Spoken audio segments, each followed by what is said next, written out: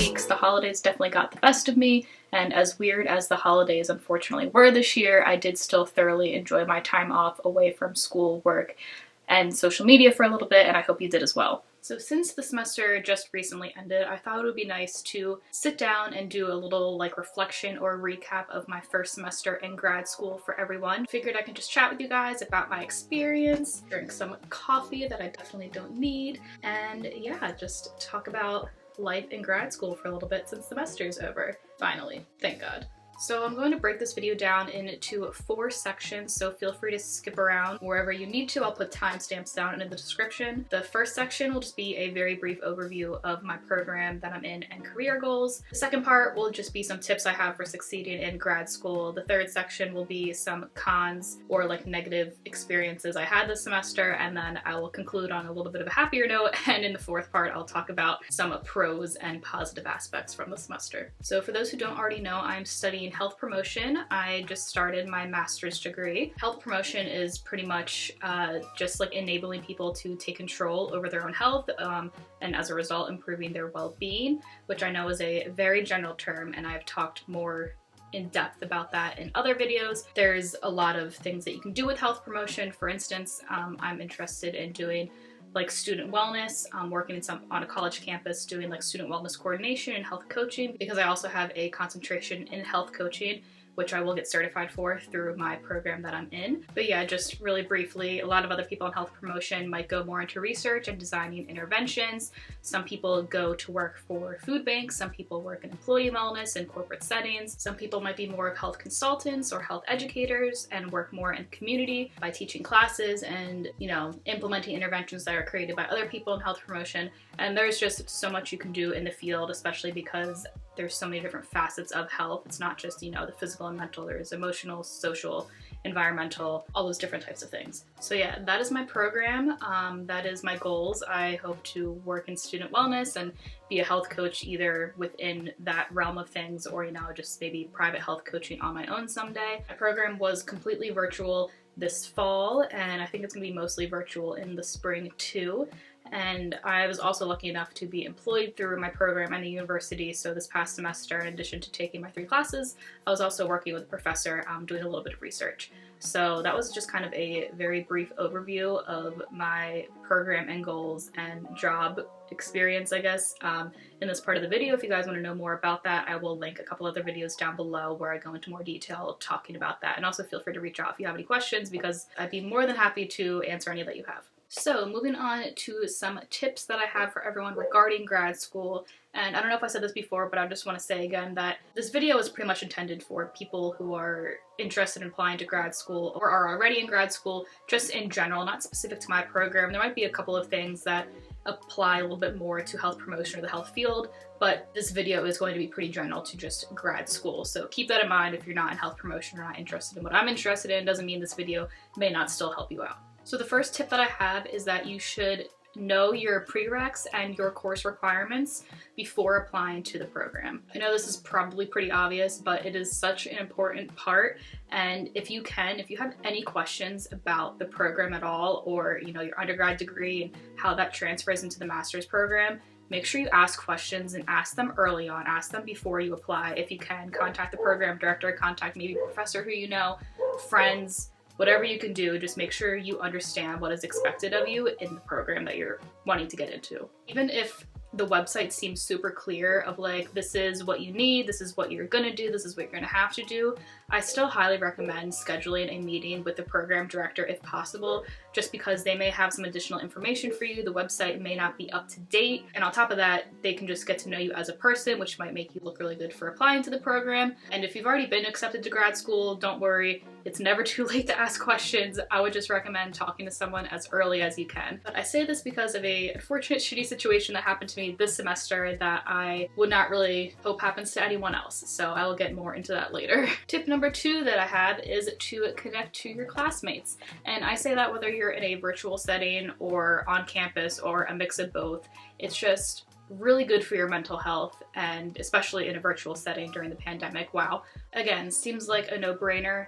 Of course, you're probably going to want to connect to classmates, and in some ways it may just happen naturally, but sometimes it doesn't happen naturally, especially when you're online. Like literally this semester, I sent an email out to the 6 other girls in my program and was like, hey guys, I noticed we're all have the same classes, want to start a group me? And we did, and we talk in it all the time. We ask each other questions, we ask for help on assignments where it's not plagiarism or anything, and you know, we complain about life, we complain about classes, we motivate each other, we keep each other going, and I don't think I would have gotten through the semester if I didn't have that type of support group. And yeah, like at the end of the semester, we did a little virtual happy hour. We all 7 of us sat on a Zoom call with our wine, and we were mostly just complaining about the semester and all the awful things that happened, but it was still really good to have that experience and have them as friends. Honestly, being virtual this semester probably worked to my advantage in that point, because I'm not the type of person that would have just like walked up to these girls if we had class in person, was like, hey, you guys want to make a study group or something?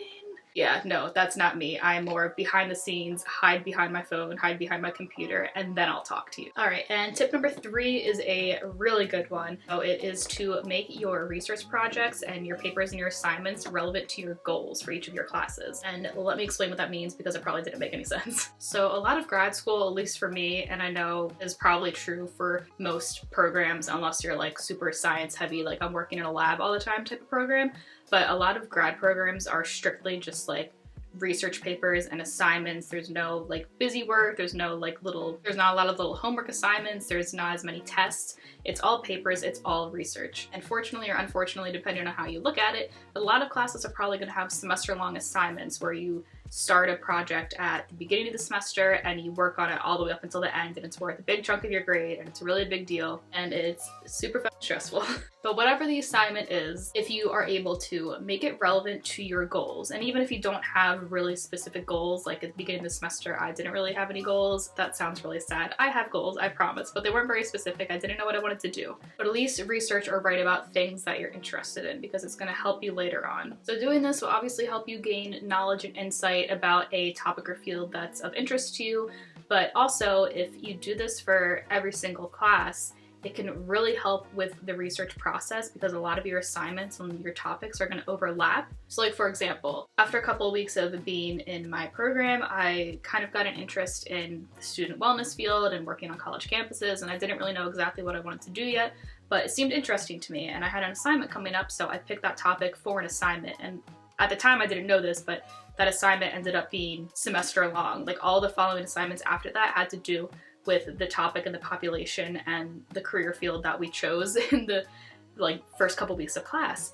And so then when it came to another big assignment for a different class of mine, I also chose, you know, college students, mental health, and student wellness as that topic. And let me tell you, it was such a good decision to do that on my part, because not only, like I said, did I learn a lot about it, end up, you know, wanting to work in that field now, but it also helped me write those papers and create those assignments, because a lot of the references that I used for one paper, I'd use in another paper, or knowledge that I wouldn't have otherwise learned. I, you know, learned from researching for this project, and then like had that knowledge already in my mind for this project. Yeah, that's something I plan on doing for my other classes if possible. And my last tip is to not be afraid to reach out to second semester or other students in the program or recent graduates of your program. Just spilled coffee everywhere. Maybe I should put that down. I will be the first person to tell you that talking to professors, it can be extremely intimidating. I don't enjoy doing it. But talking to students, probably just alone because they're similar in age to you, is so much easier. It's a lot more comfortable, and you can ask them whatever you want. It can be about classes, it can be about projects, it can be about their interests, the career field that they want to be in or they're going to be in, if they know of any opportunities, or just like general tips that they have for you as people who have experience going through your program. It's ended up being a really valuable resource that I didn't know I would appreciate and need so much this semester. And I was in a position where like 3 different people just kind of, they either came into my life somehow or reached out to me somehow, and we ended up being in the same program. And I think a couple have already graduated, so of course I like started just asking them a bunch of questions and for advice, and it was just a very helpful thing. And maybe you're going to grad school away from where you're from or from where you went to undergrad and you don't know anyone.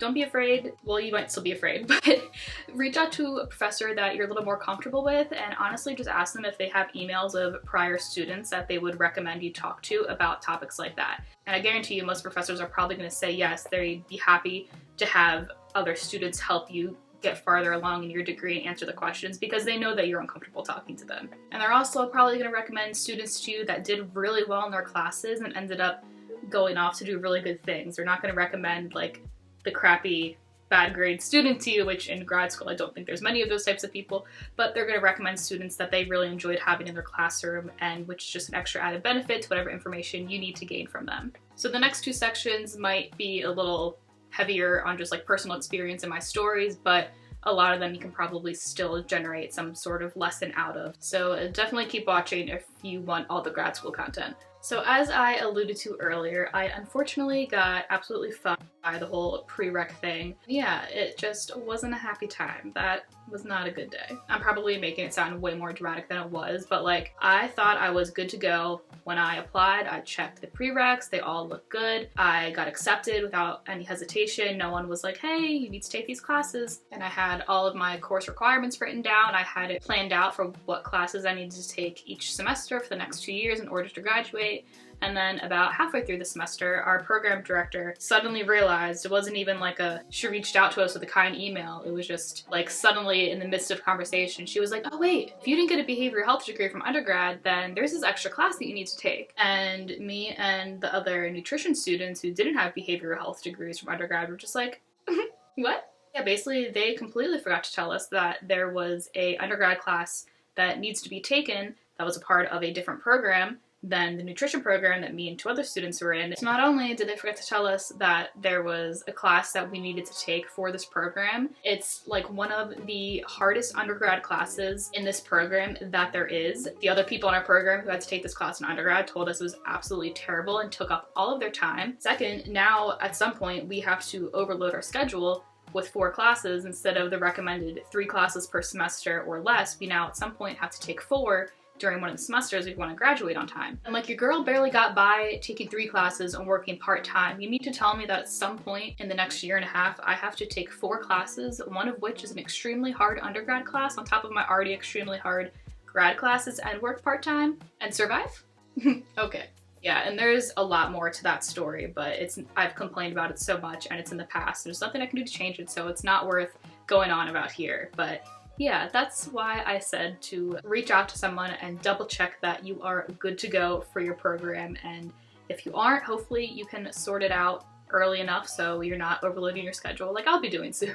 Another con of the semester was just the difficulty in connecting with other people, and that's honestly not even a virtual thing, that's just a me thing. I was an undergrad for in total like 7 years and I didn't really make friends. I wasn't exactly set up to make friends in grad school either, and yes, I did reach out to those girls and like made a connection with them.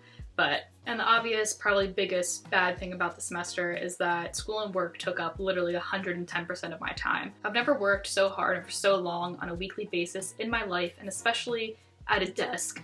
I definitely knew that grad school was going to test me mentally and physically, but I really didn't know to what extent until I started and I was in it and I couldn't go back. Literally, I think I averaged probably about 9 to 10 hours of work during the week and then maybe 3 to 5 hours on the weekend, and that's not including if there was a big assignment due or if I was struggling with research, then it'd be even more than that. So that's about 55 hours a week just sitting at a desk and staring at my computer. I'm used to maybe like 30 to 40 hours a week combined school and work, and that's normally with a job that has me on my feet while I'm working. So this was a really big change for me and was hard to adapt to. Also a big reason why exercise became such an important part of my life this semester, so I am thankful for that. Otherwise, I think my butt would permanently be stuck to my computer chair because it wouldn't move. I wouldn't go anywhere. I don't do anything. I just sit at my desk. It was still all worth it though, just knowing that I'm in a program that I am really passionate about and I'm working towards a career that I'm excited to have. Otherwise, Sarah from the past getting her English degree that she didn't even want in the first place would have stopped working after like 15 minutes. So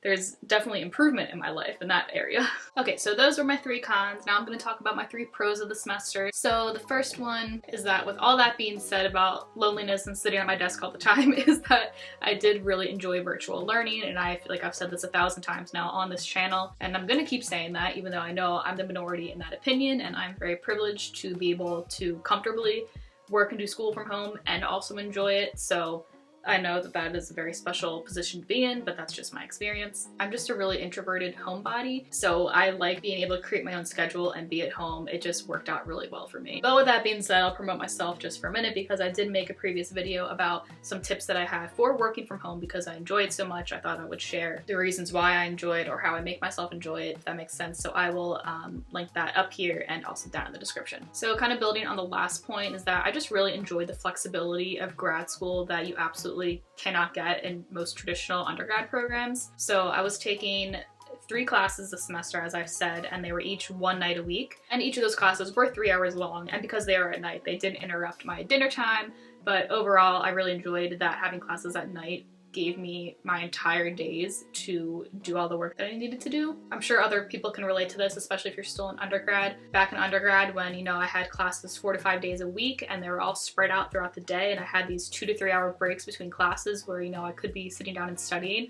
I just couldn't concentrate, you know what I mean? Like, it was really hard to get work done in between classes for me. And then I always worked at night and on the weekends, so that also took away from time that I could do work. So this is just more of a perfect setup where my classes are only 3 days a week, they're at the end of the day, and I am a morning person, so I try to get all my work done before my classes start, and then I go to bed. And this still holds true even if classes were in person. Obviously, I now have to commute to campus, which takes up a little bit of time, but having later classes still gives me the really good flexibility that I need to succeed. And the last really good thing about this semester that I've said a couple times in this video already is that I finally figured out what I want to do with my life, I think. As I said, I would love to work on a college campus and work in a student wellness center. I've known from the start of needing to figure out my life that I've wanted to help people in some way. Like, while getting my nutrition degree in undergrad, I always knew that I wanted to, you know, educate people about nutrition, but I didn't know who or in what way.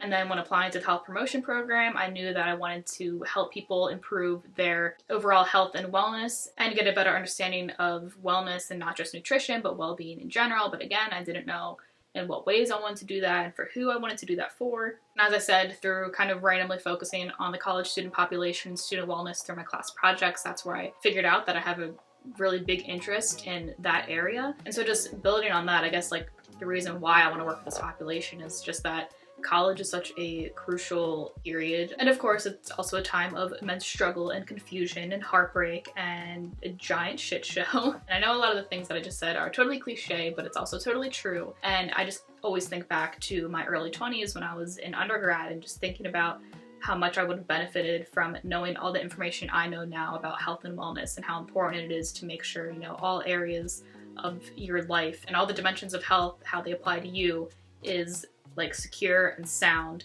and, you know, if they're not, how to improve them. I've always just thought about how much easier, more enjoyable my early years of college would have been had I known the information that I know now. And I don't want everyone to have this retrospect. I would love to be the person that intervenes at this age and helps people with those different areas of life, whether it's their mental health or physical health, whatever it is. I want to be that person, and working in a student wellness program at a university seems like the perfect opportunity to do that.